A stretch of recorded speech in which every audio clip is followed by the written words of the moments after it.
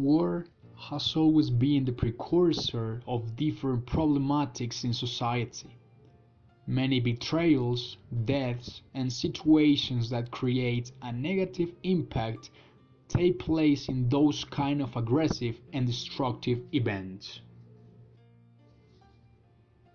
A Horseman in the Sky is a text written by Ambrose Bierce in 1889, which highlights the destructive impact of war in a single family. In this video, I am going to make an analysis of this story based on a psychoanalytical approach, but also with some details of a formalist perspective. Carter Dross, who is the main character of the story, was a young man who one day told his father that he wanted to join the Union Army in the Civil War. That is when the story takes place. His father told him the magic words that later would totally have an influence in the theme of the story. Go, Carter, and whatever may occur, do what you conceive to be your duty. Nevertheless, he said that he was going to be a betrayer for his state. One day, Carter was asleep in the camp of his troop, but he was woken up by a Confederate soldier that was on a horse observing the plans of the enemy troop. Carter was astonished at the size and the beauty of the horse, but suddenly he realized that it was an enemy soldier. Besides, he remembered the words that his father said at last. Go, Carter, and whatever may occur, do what you conceive to be your duty. So he shot to the horse.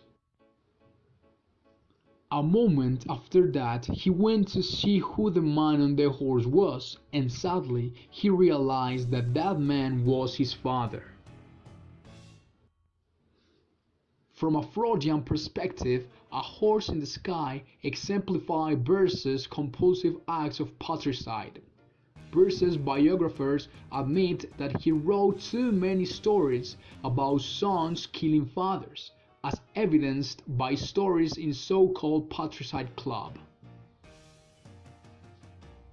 Regarding the main character, I can say that Carter was a young man that followed his rational thinking more than his emotions. His id represented his desires of shooting the man on the horse. His ego could not regulate him from shooting the enemy, and his superego did not judge him because he was doing what his mission was all about, and that was winning the war.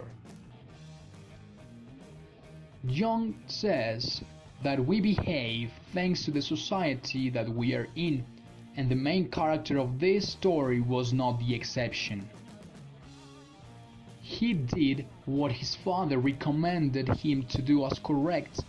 He did what he considered to be his duty, and that is also the answer of why he behaved the way he did. My two favorite quotes of the story are, "No country so wild and difficult but men will make it a theater of war," and the second one is, "Go, Carter, and whatever may occur, do what you conceive to be your duty." Those two are my favorite because they totally affect the plot of the story.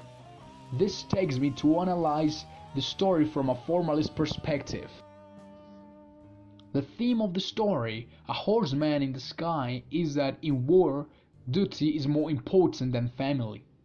The plot shows a young Union soldier during the Civil War who is asleep at his post. He wakes up to see a Confederate officer a few yards away from him and shoots his horse, knowing that it will fall down, killing the rider, who ends up being the young's father.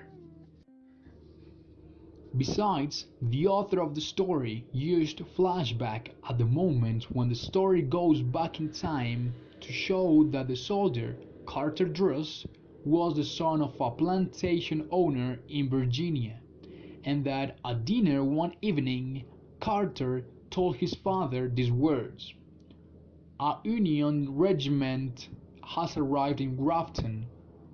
I am going to join it." And the response of his father was to go and do what he considered his duty. This flashback becomes a very important element in the story because at the end the soldier kills his father in order to achieve what he told him to do. Furthermore, the author of the story uses the narration in an external point of view, but he is so descriptive that he involves the reader, making him or her feel that the story is actually occurring. Verse makes a great description of the setting, which is the camp of his troop, and all the components that the climax present, which are the horse, the father, that is the person riding the horse, and the young soldier who shot the person that was on that horse. At the end of the story, the reader can find a literary device called irony. In A Horseman in the Sky, Carter does whatever it takes in order to follow the advice of his father. The irony is that the spy, the person to whom he shot, turned out to be Carter's father. This is a very good and descriptive story, which shows that in a war the duty is more important than family, or in psychoanalytical terms, the rational part is more relevant than the emotions.